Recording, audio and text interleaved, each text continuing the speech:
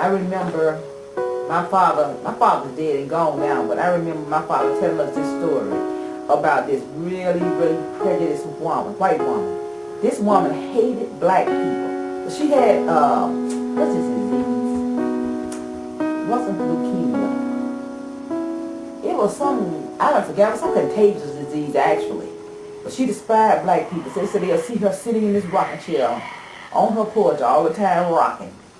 But anyway, eventually, this woman died. And of course, they sold all of her stuff out. Of course, the white people didn't want to die. Of course, the poor black people went and bought the stuff, even though she died from an infectious disease, which they could have, caught it. They still bought the stuff. My mother done bought the bed and the rocking chair for little or nothing. But anyway, my father said, first though, they said that the bed, they'll be sleeping in the bed, they said the bed would rise up and dump them out on the floor. But of course, my mother had about 20 children, so they had to keep that bed. But anyway, the one night, my father said he woke up. And he said that white woman was in there rocking back and forth, rocking back and forth, rocking back and forth. Then she turned and she started looking at him. And then she jumped over him and just started choking him. He said she had blue eyes, the bluest eyes he ever seen on a person. Said she put her hands around his throat and just started choking him. She almost choked him to death. And then they said that after that, they took that bed in that chair and burned both of them. After they burned the chair and the bed, they never had any more problems.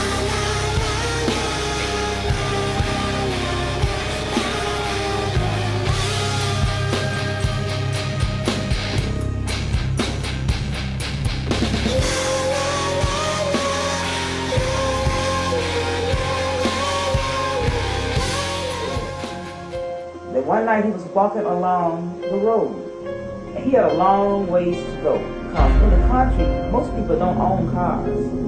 I know we didn't own a car when I was a little girl, so I know they didn't own one either, but he said that he had a long ways to go before he got home. And he said it was so dark. Because in the country, there are no street lights like it is in the city. You just have to basically know your direction and feel your way as you go. He said he had to use the bathroom so bad. He saw this cemetery. He didn't really want to look in the cemetery, but he said he didn't have nowhere else to go. He said he went to the cemetery. He started to. My grandfather went to the cemetery, and he started to, pee. And he said, as he finished, he turned to me. He saw something red. He said the look was red, huge eye coming up out of the headstones. And he said that eye was moving toward him. Anyway, he started to run, and the eye started to run him. That eye ran him and ran him. That eye ran him just about all night long. Then he came to some houses. The houses was far and few between, because in the country, no houses are closed. He said he started to beat on the door, the first house he came to, and people would not let him in. And he said the eye was up there waiting to see where he was going to let him in or not. So he said that then he started running again, the eye was still chasing him. He said when he got to the next house, it was the same thing. So the eye stopped and waited for him up there. He said the eye ran him, the eye got larger and larger. And he said the same thing. He said that happened almost all night long. He just ran. Then when he said he got to this last house, he beat on the door, and the people please let him in. And so by that time, he said his clothes, he don't know how his clothes was torn and ragged, but they were. So the clothes were torn off him. I guess all that running and falling. And then he said he wouldn't let him in.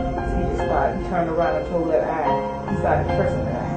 That eye all kind of other songs. So he told that eye that I'm not going to run no more. So you just going to have to kill me again there. Because I'm not running. I can't run no more. So you ran me all night long. And so anyway, he said the eye